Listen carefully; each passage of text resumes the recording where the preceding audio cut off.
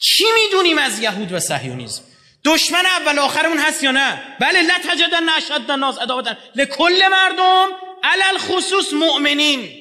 آی آقا و خانم مؤمنین، چی میدونی از این دشمن؟ تقریبا هیچ. چند نفر درست کردی؟ چند تا دانشگاه گذاشتی برن زبان عبری یاد بگیرن؟ هر کی رفته خودش گوشه، یه اداره، یه جایی.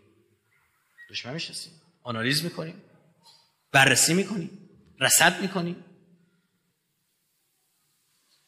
چند نفر داره تو واحد 8200 امروز تو شبکه‌های اجتماعی شعر رو بردارن پخش میکنن، ما رو میندازن به جون هم.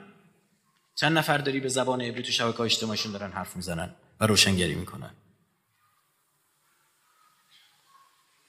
من نام عن عدوه انبهته المکاید.